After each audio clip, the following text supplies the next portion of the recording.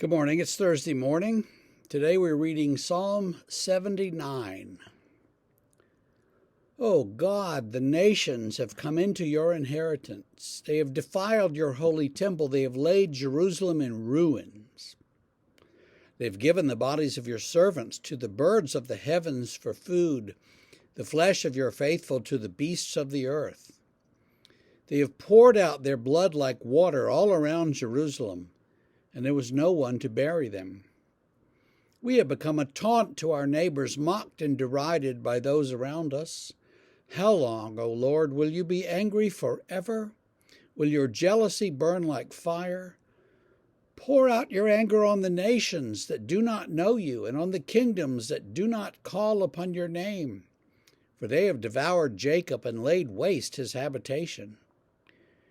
Do not remember against us our former iniquities. Let your compassion come speedily to meet us, for we are brought very low. Help us, O God of our salvation, for the glory of your name.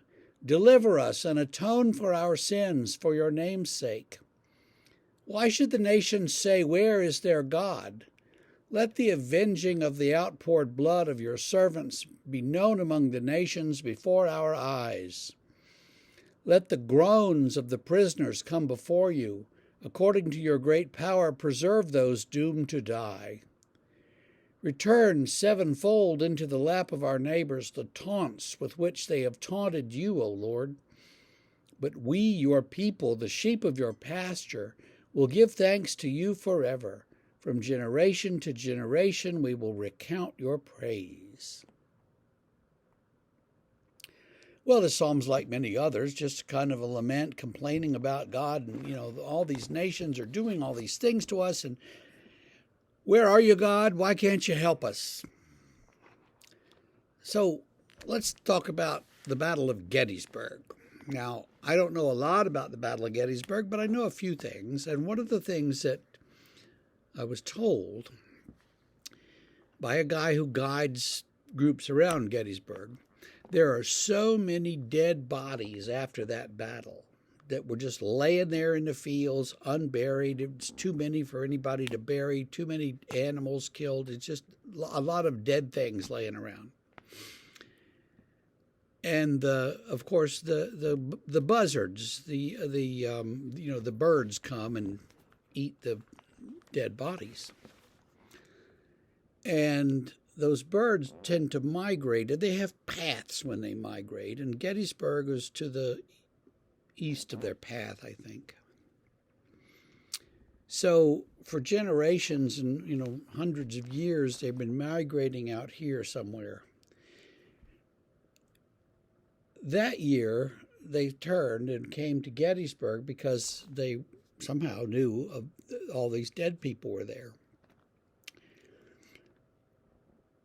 That happened in 1863. In the 1980s, they were still coming because the young ones were taught to come there, and they remembered. There was this memory in their flock's mind of all this food that was there at Gettysburg, and so several generations of birds. I think those birds live a fairly long time. But still, it had been 4 or 5 bird generations, I guess. They were still coming to Gettysburg looking for food. They weren't finding it. They weren't, Gettysburgians were not continually killing each other and leaving the bodies out there for the birds.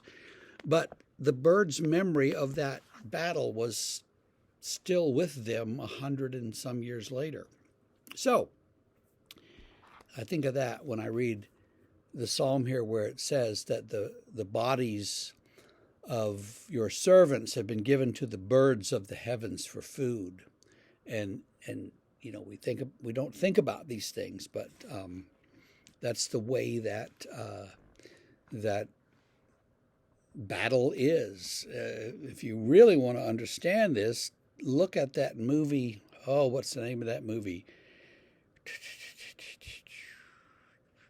Well, it's a movie about World War I that Peter Jackson directed, and he created it out of footage taken of the actual battles and camps by the British.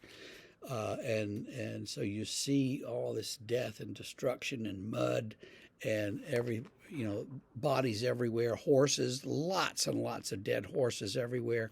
And you think, how in the world did they ever clean that up afterwards? Well, I think, each farmer went out and did what he could, and that's the way it is.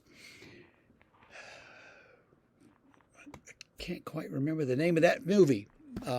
Anyway, it came out about 1919. It came out about 2016 or 17. Peter Jackson directed it. It's about 3 hours long. You'll find it. That's what you'll do today, is you'll Google that movie. Well, so this psalm is, how long, O Lord? How long do we have to put up with this? How long will we be shamed? Again, that shame-based culture. How long will we be shamed? Your people, we will give you praise, though. So we're here with you no matter how long it takes you, God, to get with the program. So there's a little bit of a attitude there. Well, that's what we have today. And tomorrow we will do the next psalm and the next one. And, we'll just keep grinding through the psalms for another couple of months. But I hope that you are having a great Thursday. We'll see you tomorrow.